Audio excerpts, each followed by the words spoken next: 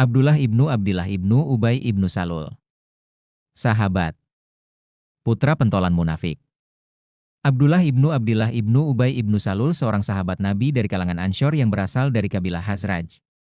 Ayahnya adalah pentolan kaum munafik, yaitu Abdullah ibnu Ubay ibnu Salul. Ibunya dari suku Huza'ah yang dipanggil dengan sebutan Salul.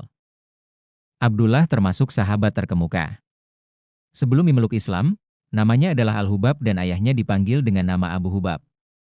Setelah memeluk Islam, Rasulullah Shallallahu Alaihi Wasallam mengganti namanya menjadi Abdullah. Ia adalah sahabat dekat Hanzalah ibnu Abu Amir al-Rahib. Mereka berdua selalu saling membantu. Terlebih lagi ayah masing-masing memperlakukan mereka dengan buruk serta sangat membenci Rasulullah Shallallahu Alaihi Wasallam dan kaum Muslim. Abdullah ibnu Ubay ibnu Salul ikut dalam perang Badar dan perang Uhud. Ayahnya adalah pemimpin kaum munafik yang sangat membenci Rasulullah Shallallahu Alaihi Wasallam karena dianggap telah merebut kekuasaannya atas Madinah. Sebelum Nabi Shallallahu Alaihi Wasallam hijrah, Abdullah ibnu Ubay akan diangkat sebagai penguasa di Yatsrib. Namun, sejak sebagian penduduk kota itu bertemu Nabi Shallallahu Alaihi Wasallam dan kemudian memeluk Islam, wewenang dan popularitasnya menurun drastis. Karena itulah ia sangat mendengki kepada Nabi Shallallahu Alaihi Wasallam. Ia menjadi musuh dalam selimut yang selalu memerangi Rasulullah dan kaum muslim secara diam-diam. Sepulangnya kaum muslim dari memerangi Bani Mustalik, terjadi insiden yang nyaris saja menyebabkan perkelahian antara kaum Ansyar dan kaum Muhajirin. Perselisihan itu dipicu fitnah yang disebarkan oleh Abdullah ibnu Ubay, pentolan kaum munafik. Lah memprovokasi kaum Ansyar bahwa Rasulullah Shallallahu Alaihi Wasallam lebih mementingkan kaum Muhajirin dibanding mereka, termasuk dalam urusan pembagian pampasan perang. Fitnah berembus kencang sehingga di perjalanan pulang, seorang Ansyar menghalangi seorang Muhajirin yang ingin mengambil air dari sebuah sumur. Kedua pihak telah berhadapan dan perkelahian nyaris berkecamuk. Ibnu Ubay memanfaatkan situasi itu. Ia berdiri dan berpidato di depan orang-orang Ansyar, "Lihatlah, mereka melakukan keburukan ini kepada kalian. Dan kini, kalian biarkan mereka? Mereka telah melarikan diri ke negeri kita dan menyesakan rumah kita. Demi Allah, perilaku mereka bagaikan peribahasa, menolong anjing terjepit. Demi Allah, jika kita kembali ke Madinah, kita keluarkan yang hina dari yang mulia." Kemudian ia memandang para pengikutnya dan berkata, "Nikah yang kalian lakukan dengan diri kalian? Kalian bebaskan tanah kalian untuk mereka, kalian bagi milik kalian dengan mereka. Demi Allah, seandainya kalian tak menolong dan memberi mereka, tentu mereka akan berpaling kepada orang lain."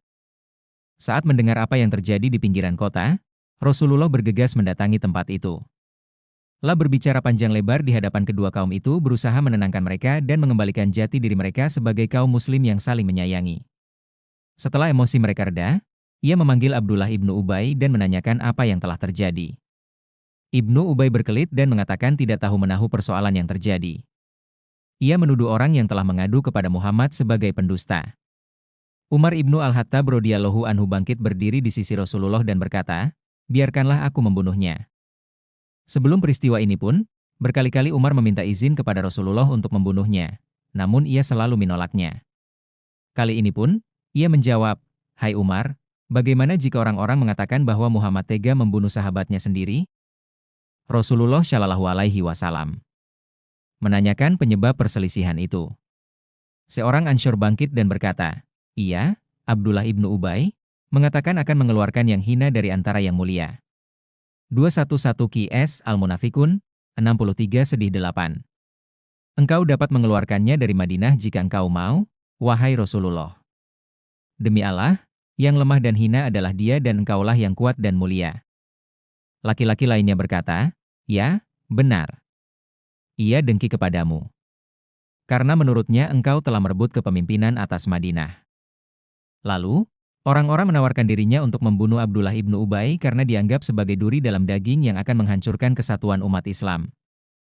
Karena itu putranya, Abdullah, berkata tegas kepada Rasulullah Shallallahu Alaihi Wasallam, "Demi Allah, ia adalah seorang yang hina, wahai Rasulullah dan engkaulah lebih mulia. Jika kau memperkenankanku membunuhnya, pasti aku akan membunuhnya. Demi Allah, seluruh kaum Khazraj mengetahui bahwa aku adalah orang yang paling berbakti kepada orang tua. Aku takut engkau akan memerintahkan seseorang selain aku untuk membunuhnya."